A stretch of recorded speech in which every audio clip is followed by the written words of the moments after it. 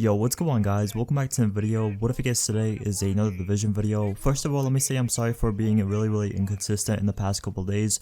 For some reason the mic I'm using has been acting up really weird, and every time I record a commentary or whatever, there's always a really loud buzzing noise in the background, and I didn't really know how to get rid of it. I think I did fix it, so this commentary should be fine. But once again, I'm sorry for not uploading in the past couple days. My mic just has been kind of driving me crazy, but anyways, getting back to the video, so as you guys can tell from the title, today we'll be talking about 3 gear sets you should probably never use in the 1.4 update. As of right now, the gear sets we're going to go over are not really good for PvP or PvE. They're just pretty much those gear sets that you don't really want to use, or you kind of want to avoid because there's other and better gear sets in the 1.4. But who knows, as I've been saying in my previous videos, you really never know what they're going to change when this update comes out for consoles. So who knows, right now one gear set might be really bad in the PTS, but when it drops for PS4 or Xbox, it might be really good. You never know, but as of right now, these 3 gear sets you definitely want to avoid. So if you guys do enjoy the video, don't forget to leave a like, subscribe for more videos, and let's get right into this. So first up we have Lone Star. Now I'm 99% sure most of you guys already guessed this, because if you have been playing this game, you guys already know Lone Star is a pretty bad gear set and no one really uses it.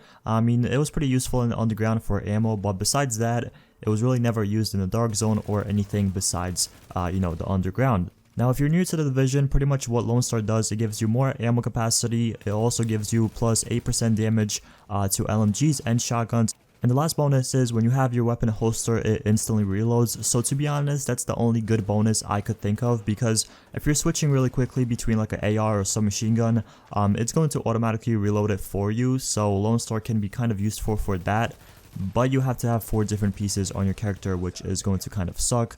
So to anyone that's watching this video and you're pretty new to the game, try your best to stay away from the Lone Star gear because it is pretty bad. Moving on to number 2, we have Stryker. Now if you guys have been playing this game for a pretty long time, you know how Stryker used to be. It used to be one of the most overpowered gear sets in the game, but as of right now it is pretty garbage. So the first thing you get with a 2 set bonus is 20% stability on your weapon. Honestly, this is kind of good. If you're using like a LMG with a lot of bullets or anything like that, it kind of reduces the stability, but besides that, it is pretty useless. Moving on to the 3 set bonus, what you get is 10% enemy armor damage, and to be honest, this is actually really good because if you're playing PvE a lot and you're doing like incursions or underground or anything like that, you definitely want something that helps you kill the enemies a little bit quicker, and to get 10% enemy armor damage is actually really helpful, but sadly this is the only thing that's really good on this gear set.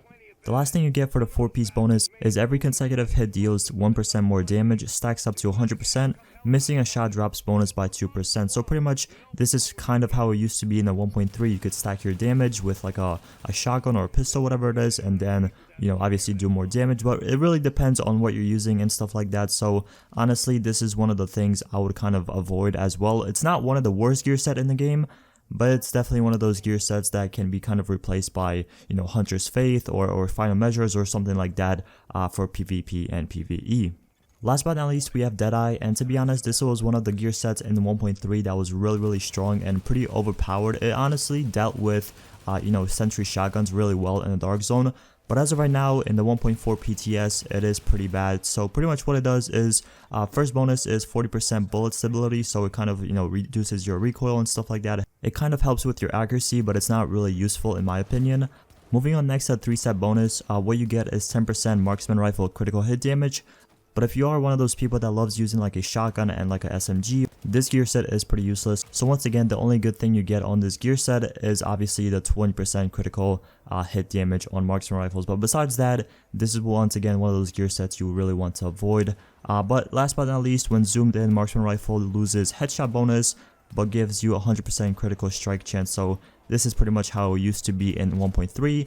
But instead of hip firing it and instead of just shooting it normally, you actually have to be scoped in, which really sucks, and it kind of like makes your playstyle really weird. You have to like camp back a little bit more and you have to be zoomed in all the way in your scope to get this bonus. But once again, these are the 3 gear sets in my opinion that you should never use in 1.4. Like I said, they might change for consoles, who knows.